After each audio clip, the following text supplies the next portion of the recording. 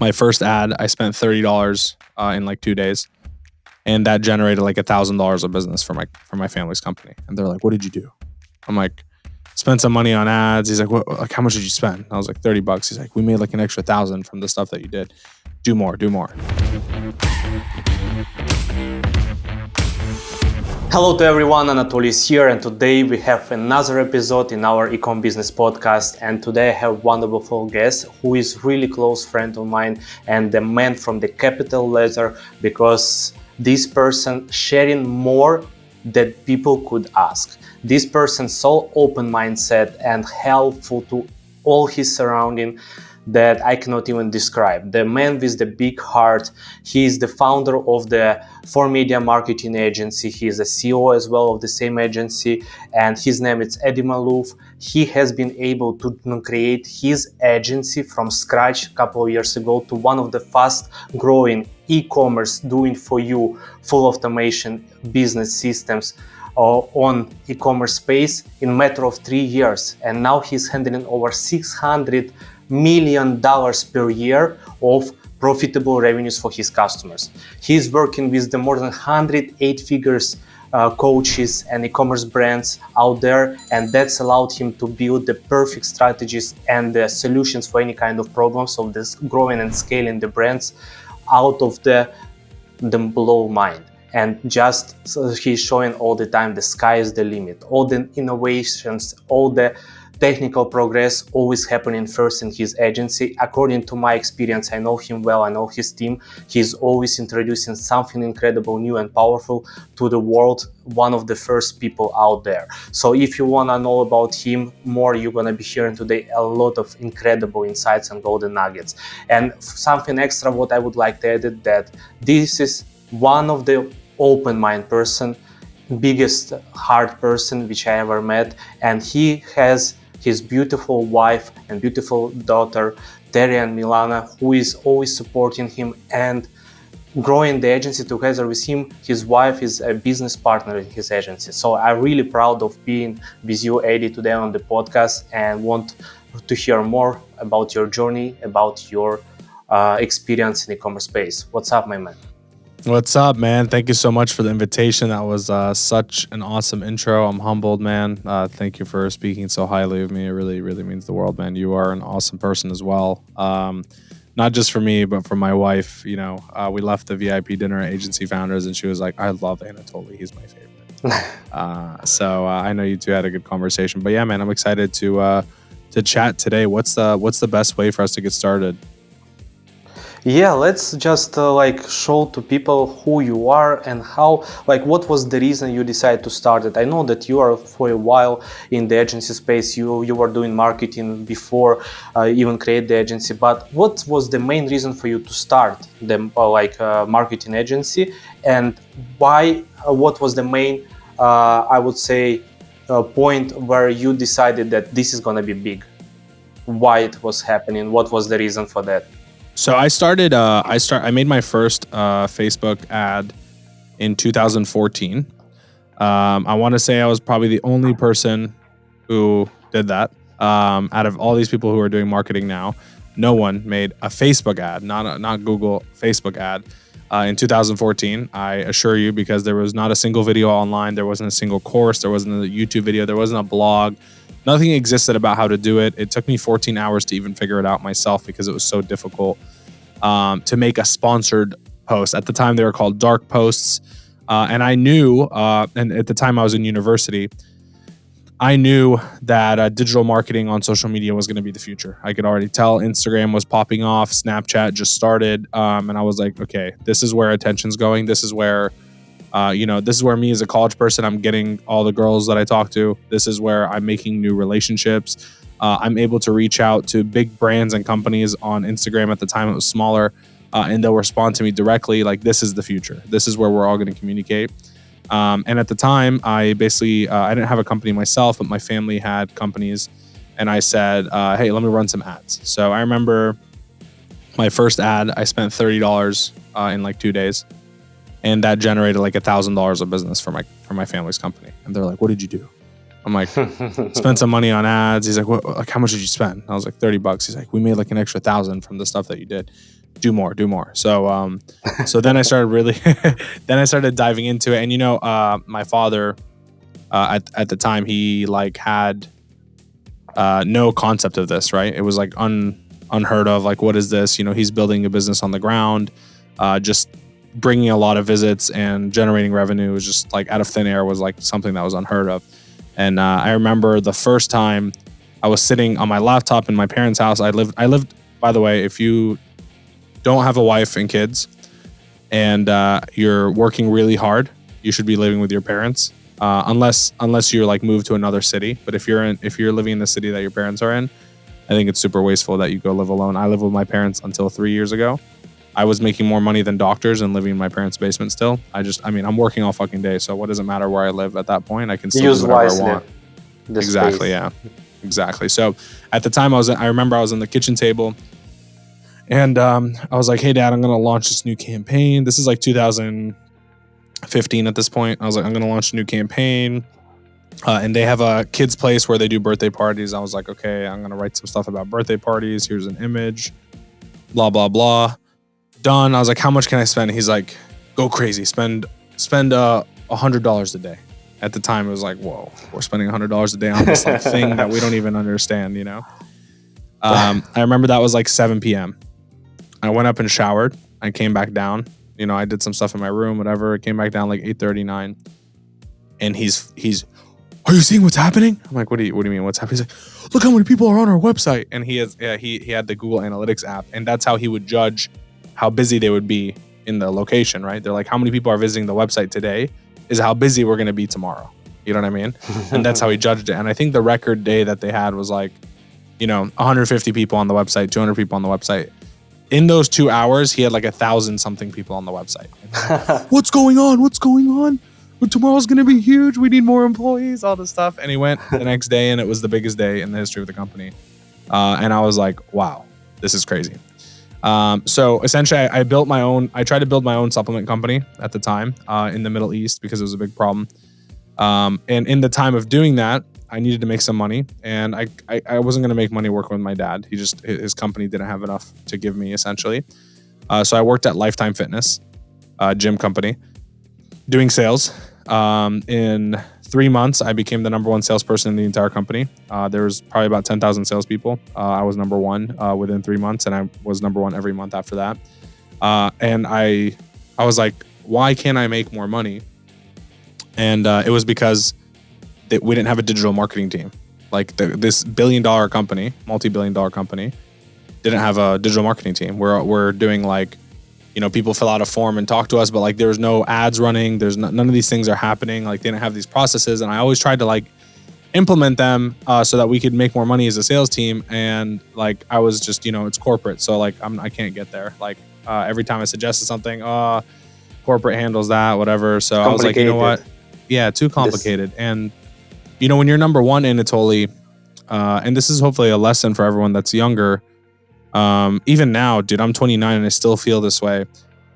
The most important thing is learning, right? In your 20s, like money, like, dude, I know so many people that didn't make $1 till they're 35, 40, and now they're billionaires. You know what I mean? Like all that matters is what's up here, especially in your 20s. And the problem is due to like social media and society, we're told that money is more important than this.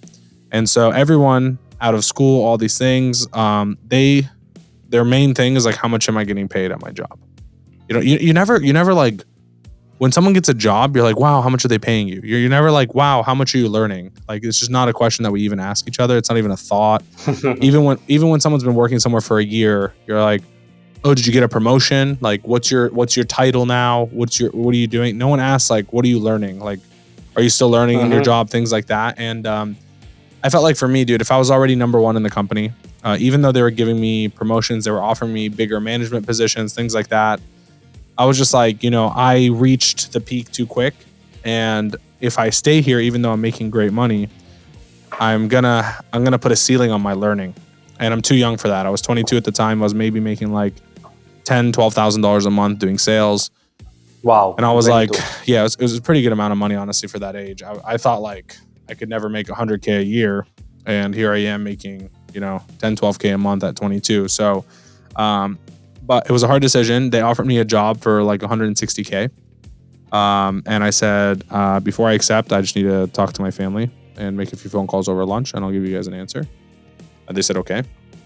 I went and ate lunch by myself, and I said, if I accept this, I'm a good person. I'm not going to like accept something and quit right away, right? So if I accept this, I'm at least committing to like 6 months to a year. I already feel like I've reached my peak of like learning. Like, I'm not saying I can't learn anymore. I'm just saying like I did a really good job to go out of my way to learn the entire business. That's why I was the number one sales guy. I knew how the cafe makes money. I knew how the spa with massages makes money. I knew how the personal trainers make money. I know how the swim department makes money. And I was really good at making them all money because I understood the entire business. I understood their numbers. I understood how they operate, what their onboarding processes are, things like that. So even though I was just a sales guy, the reason I was good was because I understood the business better than the general manager did. You know what I mean? I went out of my way to learn each department separately. So I felt like I had already learned so much that it wasn't worth it. So I called my father. I said, hey, that marketing thing I was doing for you, I think I can just do it full time, and I think you can make a lot more money. How much can you pay me if I quit? And he knew what I was making. So he was like, definitely not what you're making. I was like, how close can you get? And he was like, $2,000. And I was like, come on. He's like, $2,500 max. I was like, how about we do that and I get 20% of extra business that I bring? So, if this February we did, $100,000 and last February we did 70, I get 20% of the 30 that we grew. And he goes, okay, deal. That's fair. I was like, cool, great. So that was my first like negotiation of profit share. It was with my own father.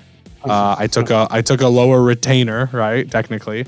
And I took a profit share bonus. And that was really cool because I went into his business and I made his business an extra almost $1 million that year. And I ended up making about, he didn't end up paying me the full 20%, but it's okay. It's family stuff. And we know that we had to invest that money in the business and other places, and I was okay with it. But I ended up making almost what I made at Lifetime. But I built an entire suite of digital marketing skills. I ran it for 3 different businesses. I learned everything from building landing pages to managing email lists to running ads on Facebook, running ads on Google, running ads on YouTube. And just like, I was like, I have to do it all myself. I learned Zapier. I learned every automation process. I learned every tagging software. I understood sales processes already. So I took my knowledge from sales and took it into marketing. And because I was really good at selling, it made me a better copywriter. It made me better at sales process. It made us have better conversion rates on the leads that we had because I understood all the pieces that need to be done properly. And I blew up that business. And from there, other people started asking me to do their stuff. And this is at this time, just so you know, this is about 2017 is when 2016 I left. 2016 I left Lifetime. And so for you, when you started, that's when you went to Dubai. You were in Dubai in 2017, right? No, I went to Dubai 2013, but started in 2017 when I found out that my wife's pregnant. Yeah, so similar time. So 2017, again, I had been doing this for like 3-4 years, but I hadn't been like doing it for other people. You know what I mean? And then I was like, okay, let me take on some clients. People are asking me, I know I can make some money. Let me take on some clients. So I took a few clients. Burger King, I got Burger King as a client. When you don't have like overhead to worry about, you just, I was like, let me just shoot as high as I can. I got Burger King, I got VTech, which if you don't, you know what VTech is? VTech is the number one toy manufacturer in the world. Almost every toy you've bought for your kids is VTech. How come? I mean, you just like enthusiast who has definitely skills like built on the years, and you got the results for Father, you got the results for other businesses. But how did you go into the corporations? I mean, what was the main stuff that you done that it opened doors for you, or just because there was less competition that time? No, there was less competition, yes, but I had time. So I wasn't like, right now I have, this month, maybe 350, 400,000, more than that, $450,000 of payroll, right? This month. At the time I didn't have it. I was living in my parents' house in the basement. It didn't matter. I had no costs, no expenses. Whatever I made, I kept. And so I had time. So I went to these, I would drive to these people's offices. I went to the VTech office and I had like multiple meetings, and I would show up and the guy wouldn't be there, and I'd schedule another one, and I would show up, and I probably showed up 8 times at that office to get it done. Burger King probably 4 or 5 times. And I structured deals that made sense. I didn't charge crazy retainers, but I charged small retainers and a percent of what I could track. At the time, you could track everything. And so I got 35% of the sales that I generated for Burger King through this like digital coupon idea that I came up with, which ended up being a boom. We ended up not even having enough to fulfill on all the orders that I created.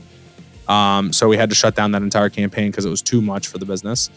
But yeah, that's how I got these guys. And I understood at the time, like if I get the bigger names, then in the future, that will pay off a lot. You know, I don't need the money now. I just need to learn the skills and have the experience to play with these bigger guys to understand it. So Portfolio, exactly. So, and it's funny because I never put VTech on my portfolio even. And it's honestly, it's really probably the biggest company. Yeah, that was 2017. And then I got into e-commerce.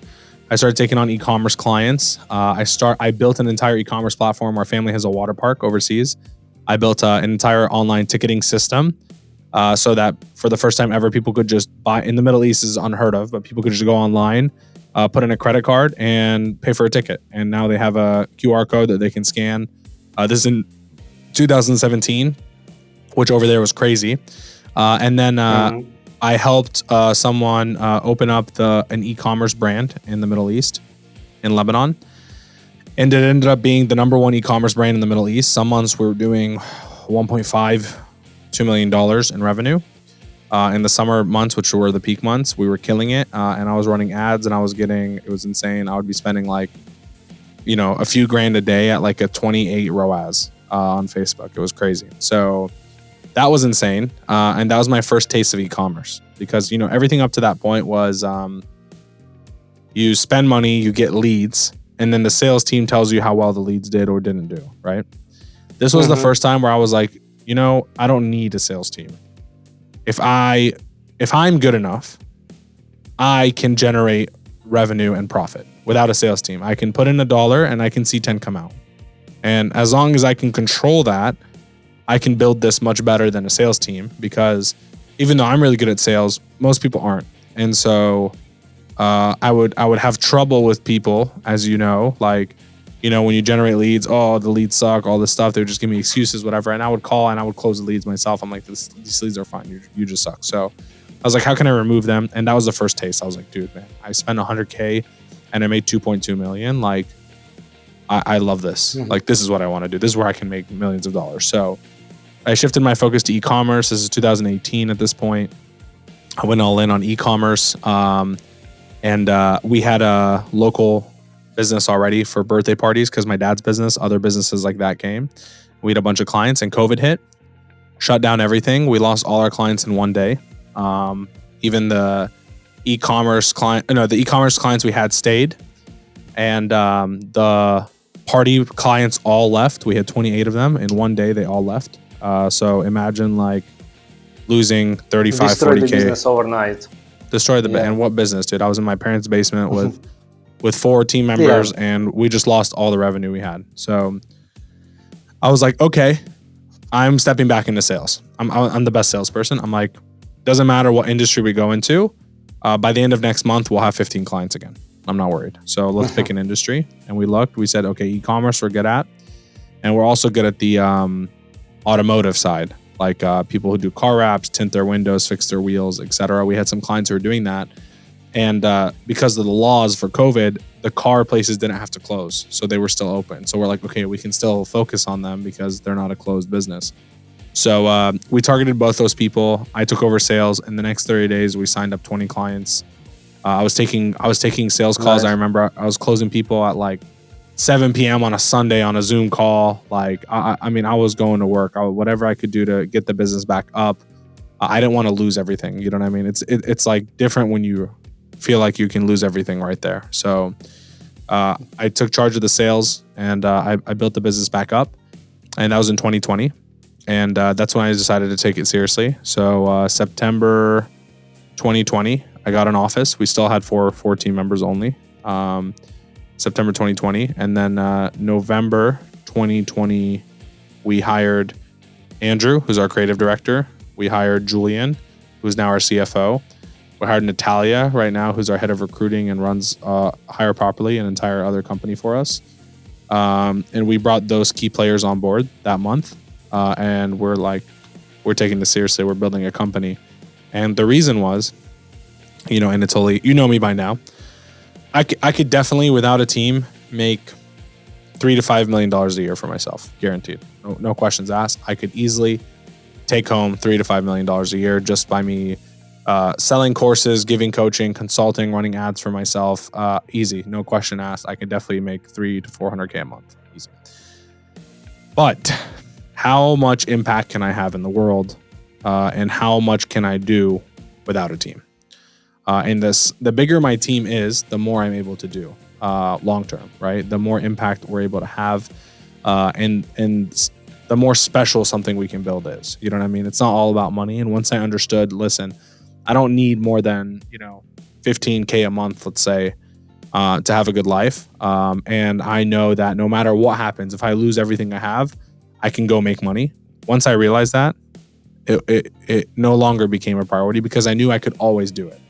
What I couldn't always do is build a company that was one of a kind, that was impacting people, thousands or millions of people all over the world, whether it's through our clients and through their products, whether through us and our products. You see events we throw like agency founders, like I can't do that alone. You know what I mean? That requires a team. So I can't do this podcast alone. It requires a team. My team came in here, they set up all this mic, all this lighting, all these things.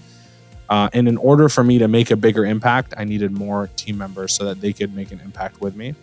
And that's when I decided to take it seriously. So from then till now, it's funny, I just sent a Slack message and tagged the channel, and it said 101 people in, 27 different times, or 17 different time zones or some shit. And it was pretty cool for a second. As I walked into this podcast, I was like, damn. I remember when this was like impossible. There's no way we're ever going to have 100 people. So that's kind of the story. That's how I got to where I'm at now. Focused a lot on investing all the money into the business and into my brain. I spent hundreds of thousands of dollars every year when I didn't have it. I would make 300K and I'd spend 220K on masterminds, on groups, on courses, on things that I'd learned. I remember, dude, I didn't even have much money in my account. And I was saving up to buy my wife a Range Rover. And I remember a famous marketing guy posted on his Instagram, hey, I'll Black Friday, whoever has the highest bid spends a day with me. And it was like, $1,000, then $2,000, then $5,000, blah, blah, blah. And I was like, you know what? I'm smart enough to understand this. This is going to go high anyways. It's going to go high. It's going to probably be 30, 40, 50K, whatever it is. So let me at least show that I'm serious instead of people put like 3,000 and someone put 3,100. You know what I mean? In my case, someone put 3,000, I put 7. You know what I mean? I would just increase it. And as the guy who's selling your time, you appreciate it when someone else is increasing the value by themselves, right? Someone would say 15, then someone would say 16, then I just chime in and say 25. And they'd be like, shit, you know what I mean? So anyways, the final bid ended up being $45,000. And my wife said, I don't want the car. I think this day is more important to you and our future. She went to her laptop and she sent the money herself. $45,000. It was pretty much like half of everything we've ever saved. It was a lot of fucking money. And that day and that relationship itself made me, to this day, probably a couple $1 million from that relationship. And now I have a really good relationship with that person, very close friend of mine. But I say all that to say I always prioritize spending my money on education and on relationships. And that is why I'm here today. I have been offered and given equity in companies I never speak about that are bigger than 4Media even. Because of the relationships that I've built and because of the knowledge that I've acquired, I am valued by other people for those partnerships. And it opens up the world of opportunity. And like I was saying before we started recording, all this business It's always going to have headaches. It's always going to have problems. But at the end of the day, if all you took away from your business is the relationships that you build and the knowledge that you've acquired, and you end up taking no money away at the end of it, you still are in a much, much, much better situation than when you first started.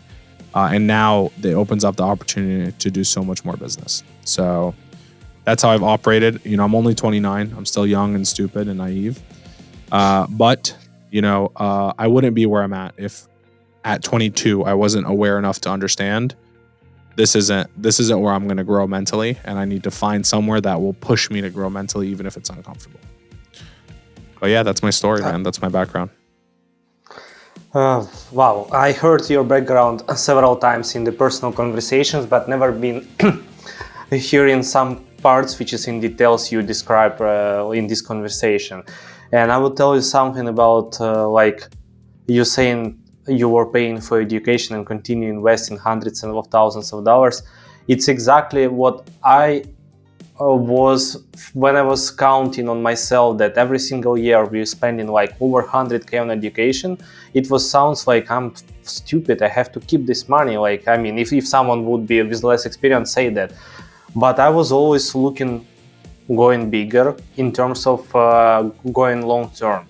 And now I see on you, it's exactly the perfect example. You started just in 2014.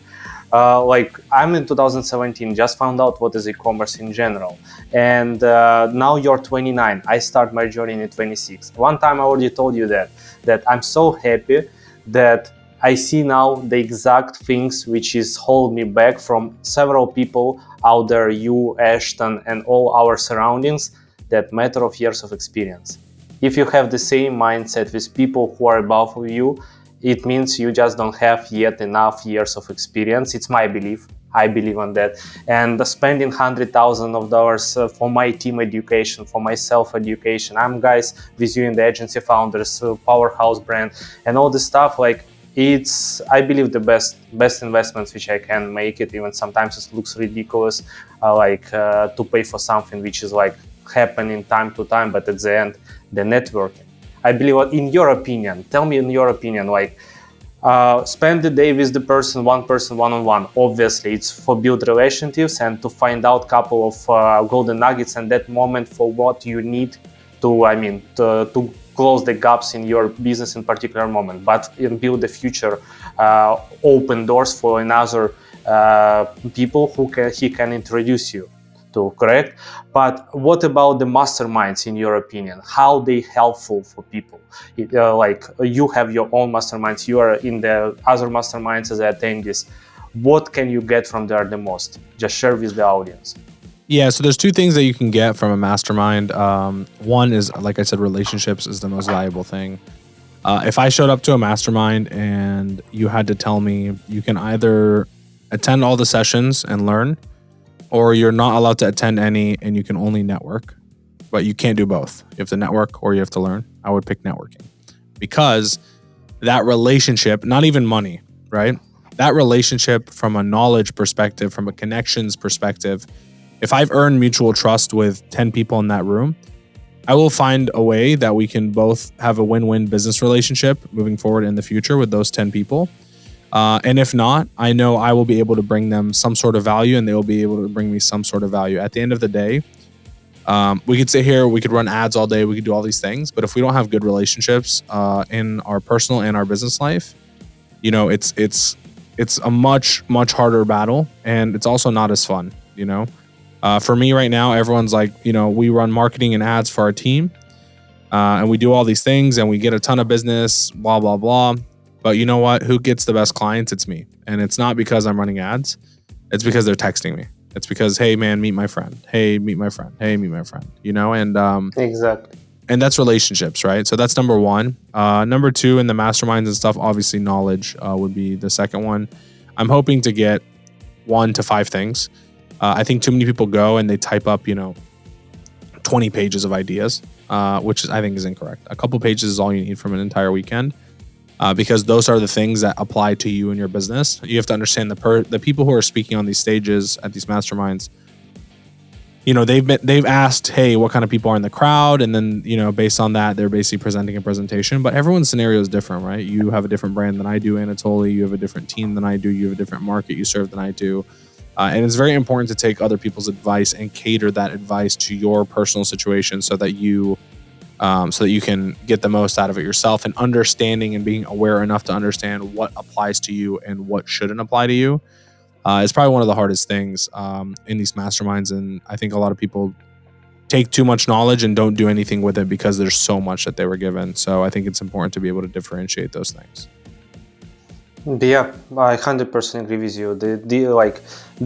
For me, masterminds, it's all about the network and people who are there. Sometimes you buy in the course. Yeah, it's okay, it's good one, but the people who are there and asking what kind of questions they're asking are like, wow, like I wasn't even thinking about this question, and now I got the answer because those guys are asking. So let's chat with them. And so it's like new friends, new potential partners could be the masterminds are opening there really a lot of doors for different rooms.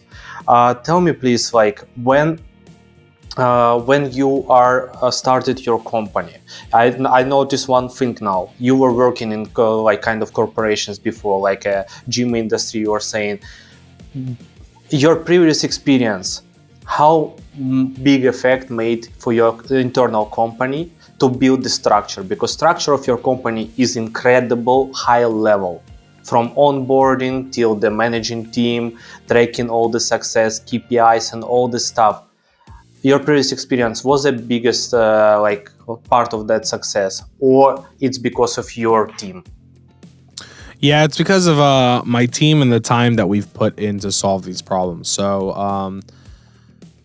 from the beginning, I always told my team, listen, we need to make sure we're profiting, but what we need to really make sure is that we're building something better than yesterday every day, and that every month is easier than the last month. And ideally, every month we're getting better clients. Every month our processes are improving, and we are acquiring better talent. And I made that clear from the beginning. Things were not this great, and I didn't take a lot of lessons of organization from Lifetime. I wish I was smart enough to do that. I always think about it like, man, if I really could go back, I would probably take that job for 6 months, and understand on a higher managerial level, like not just like what my job is, but how this company is operating, how we're tracking KPIs. Because looking back, I understood how we did all of those things, but I wasn't aware that I needed those things in my own business. When I first started marketing, I didn't even think of it as like, I want to start a company. It was like, I'm really good at marketing. I know I can make people money, and I know I can make money for myself, and I can do a lot of good things with it. So let me pursue this. I'm a marketer. I wasn't a CEO. But had I known, hey, I'm going to go start my own marketing agency, and this is how I need to think, etc., then I totally would have taken that knowledge from Lifetime. But unfortunately, I didn't. And everything we learned was from the past 2.5 years of mistakes. And the sad part is, man, like, aside from like maybe 2 or 3 people, there's not really anyone in this space who's actually sharing knowledge on this space at a high level. Everyone's like very low level, like how to make your first 10K a month or how to make 50K a month or whatever. But like, no one's sharing it at that high level, right? And obviously now with like Agency Founders Accelerator, that's what we're trying to do. Like just yesterday, even someone, Jordan, was like, hey, I'm funnel hacking you. Just FYI, and he was sending me screenshots and stuff. And I was like, I'll save you the time. And I just gave him the entire chart of all the funnel, what emails get sent, when they get sent. I was like, here you go. You know what I mean? And I don't know anyone who's doing that. You know what I mean? And so we had to figure it all out for ourselves. No one told us any of this shit.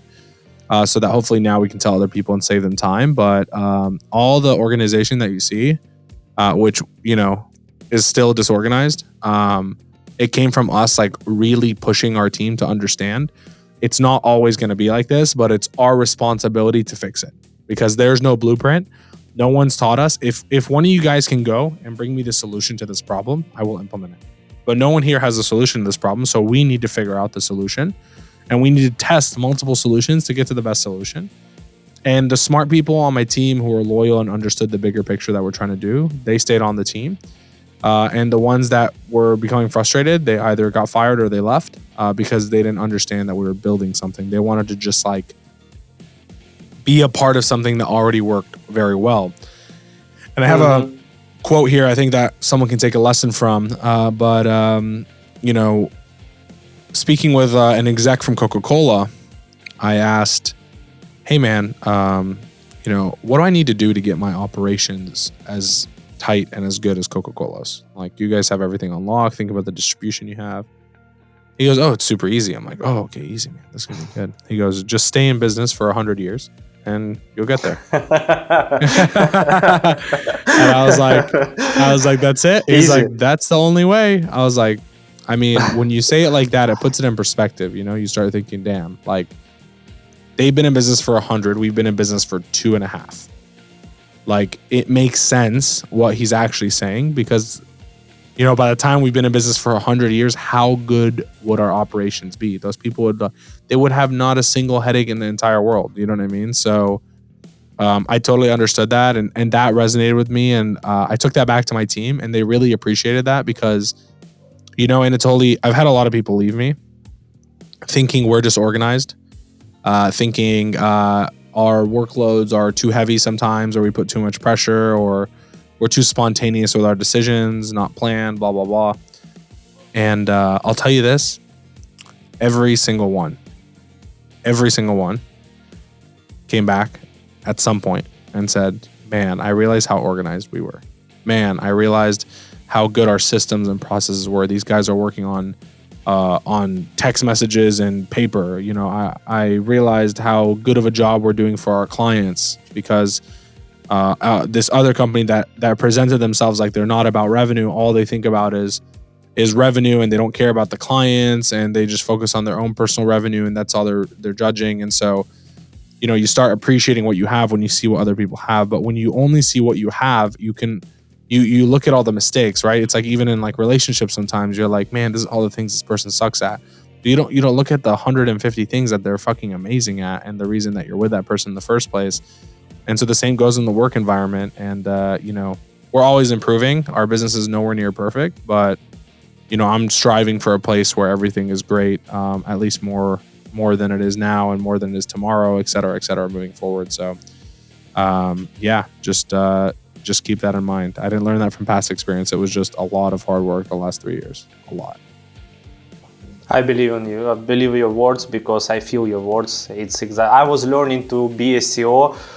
When I started, I realized that I'm a CEO of my company in 8 months after I already have 9 or 10 team members. Wait, CEO? Seriously? No, I'm just the guy who trying to build a team. And no, you're CEO. I'm like, whoa, that's something new for me. And I started understanding that, there is something else. I was in the chats on the marketing, hey, here is what we have to do, Facebook duplications, whatever it is, But after that, I just make one step back and oh, okay, so it means I have to study new skills, how to be a CEO, how to manage the team, and how to make sure that I delegate the work which has to be done by different people. And it's actually really make the huge impact on me, the change. And regarding, I was planning to mention that the Agency Founders Accelerator is just a mind-blowing mastermind. I will tell you my feedback. We are in podcast. Hopefully people will listen that. When I have in the first days join it, we were open books. I wow, guys are really open. On the event we were talking and we were open, all of us, whatever we discussed conversation. But here it's full of shit. The problems. People just speaking honestly about the problems, numbers. Wow, he was the speaker, but he is sharing what kind of shitty situation he has. And after that, you, Ashton, just here you go. You just copied everything what you have in your company and sharing, implementing yours. Wow, what are they doing? Nobody does that before. Come on, how long you working on it? 1 year. 1 year working on it, and he just sharing all this information into our faces, punching us by the information which we even couldn't imagine. You're insane in terms of. That's why I said at the beginning in terms of over delivering when even people do not ask that. It's just insane insight for me for 2023. I will tell you. I've been in awesome masterminds. I have an awesome person for lifestyle mentor who is helping me, when you are in group of people and I see that someone just throwing information like that, you guys like surprising. You're surprising, and all these systems that you said about Coca-Cola, that's repeated my words, which is it means I'm on the right way. That I need just more years of experience, but it means like you ask the right people and you understand that you're super organized now. What's gonna be happening in 100 years? You will beat Coca-Cola with such a systems now, because systems I are hope so. insane. Coca-Cola is a big one, man. That's It will be your one of the like average client, and I believe on that. That's the way to go. Thank you, bro. Thank you. Tell me, please, one of the wonderful things which is I was planning to speak with you, and I already had this kind of topics with Jordan, with some other guys, like AI. It's a huge shit right now in the market. I mean, it's really insane stuff, which is in our end, all our stores become 3.5, 4.9 and even 12% conversion rate stores, just because we start using the ChatGPT. I mean, we start brainstorming on the headlines, on all the stuff, profitability goes up, like results became more consistent. I like, wow. And it's just small piece of the pie which we just took it and implemented. You making that on much faster and higher level. By the way, guys, if you haven't watched the video on YouTube on Eddie Maalouf YouTube channel, just go ahead and check it. That is an amazing video about how they are utilizing the AI in their company, how they start using it. So Eddie, give me your vision of it. How do you think AI would be helping the companies grow, optimization, and especially what kind of AI future in next 2-3 years you could imagine? Yeah, so I think we'll be able to make content faster and with less resources than we do now. So I won't need the product to be in my office for me to put the product in 1,000 different settings. I won't need to go to those places to take those product shots. That's a really big one.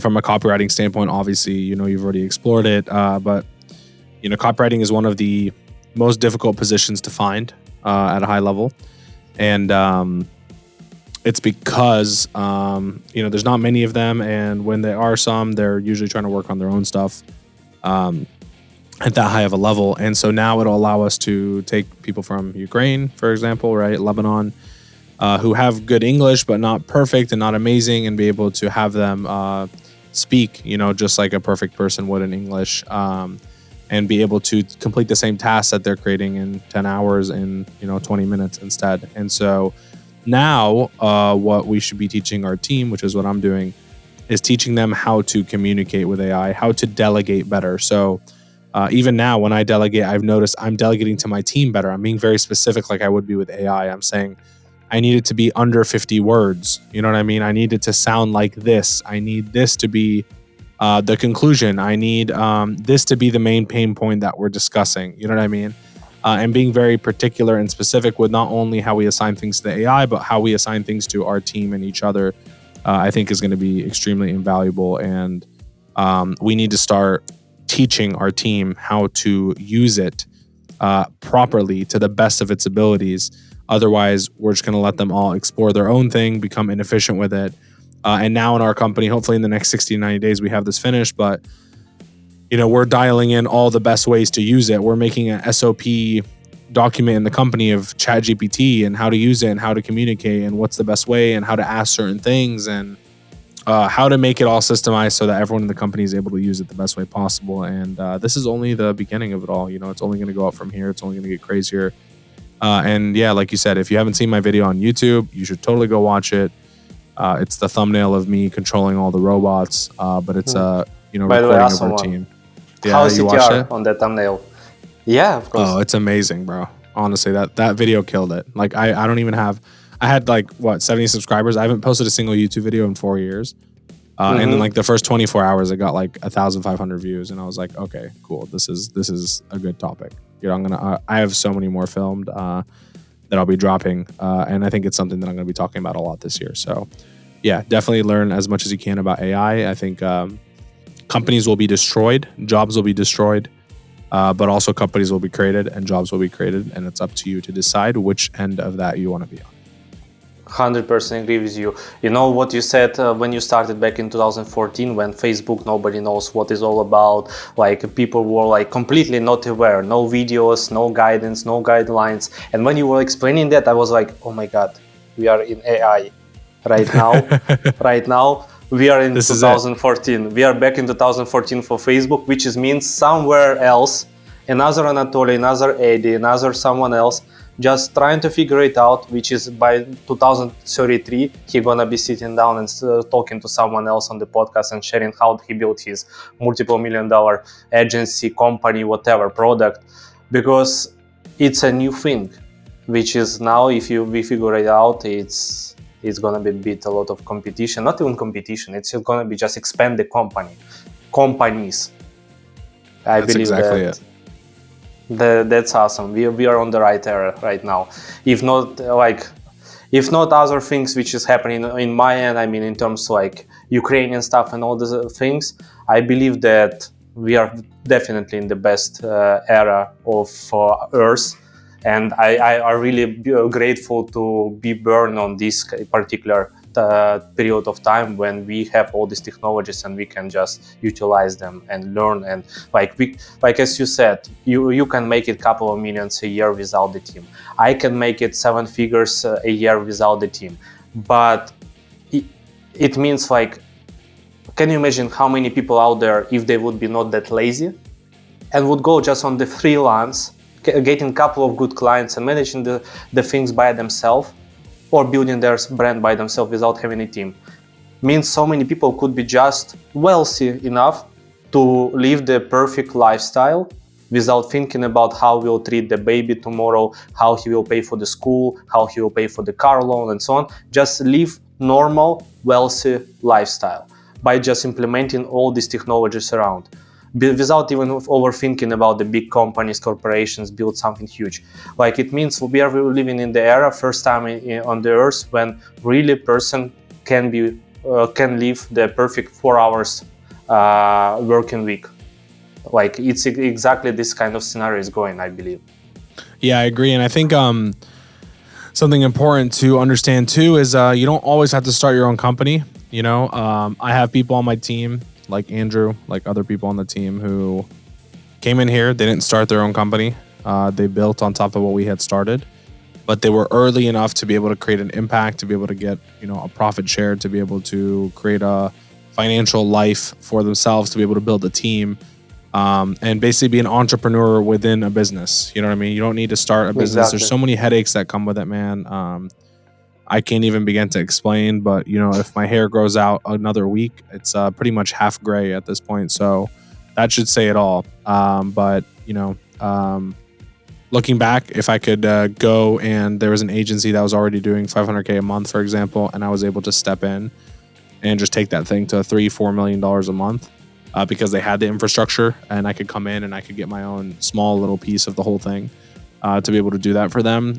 I might going back, might have picked that option instead of building this entire company. Not saying that I don't love what I have and continue to build it, but if I had to start from scratch, that might be a better option. I would rather own half of a watermelon than an entire grape, which is kind of how I base my living in partnerships off that situation. Great example. And I agree with you about everyone entrepreneurs now. I mean, as you're saying about your team members, like I say to my sales team, guys, you're working for yourself. They are having freedom lifestyle. They are not staying in the office. One in Dubai, one in Thailand, one in Serbia. Whatever they want to do, they are doing. Just the main thing, show up on the call. Show up on the call, close the deal. And they are working for themselves by being a part of the company. That's like I'm saying all the time from day one when we open the company, that guys, company is a tool. Utilize it to build a successful future for yourself. So making company bigger, obviously you becoming, you feeling yourself better. So obviously if company is winning, they're winning all the time. That's just like I was pitching at the beginning of the way when we were starting, when we had no budget, nothing. Like that was a big game changer for us. Right now we're speaking less about it, but still like the team is important and they understanding if they will generate good enough results, means company is winning as well. Love that, man. You built something special, man. Don't underestimate what you've done. You've done a lot of good things, and I'm excited to see you keep building, especially this year, and as you make changes in your company and see where it goes and improvements for the long term. I'm very excited to see where Anatoliy, the CEO, takes his business. I would like to apologize in front of everyone regarding technical issue which we had at the end of the podcast, and exactly the part when I asked Eddie what would he choose, the journey or end result. The journey. Yeah, it's the same as like when you're a kid, to the kid, if I tell you, hey, if you go cut the grass, I'll give you $10. To the kid, the $10 is more valuable than cutting the grass, which is why he's cutting the grass to get his $10. But in the scope of the life of the kid, that $10 has no impact or effect on his life. But the discipline that it took for him to go cut the grass every week to earn that $10 is what shaped him as a person. It's the habits that he created. It's the experience and discipline that he created. That $10, which was the result of the journey, has no impact on his life. Whatever it is in our lives, that ending point, you get there and then you realize there's another one every time. You get there, you get to the top of the mountain, you're like, man, that was amazing. How long does that last? A day, 2 days? And then you're like, what's next? Where's the next mountain that I can climb? What else can I do? And that's because as humans, we're built to grow. And if we reach the result, that is the end of our growth. And the journey never ends until obviously you take your last breath. So I think journey is much more important. It is what develops who you are. You would have a lot less respect for me as a person if I just had a ton of money, had the result, but I didn't go through the journey and it didn't create the character that I am, the personality that I am, and the person that I am in general. If I just had the money, I don't think we would have the same level of relationship. But your respect to me does not necessarily come from money as much as it comes from me showing up for you and asking about your personal life. And when we see each other in person, asking those questions and caring. And those things come from the journey. They don't come from the result. So guys and girls, this was Eddie Maalouf. He shared with us a lot of great things and great background story from his end. Hopefully you got value. If you have any kind of questions, please feel free to ask us. And if you would like to reach out to Eddie, easily do that on the links under this podcast. So you can text him, DM him, he will reply and answer on all your questions. Speak to you soon and see you in another episode.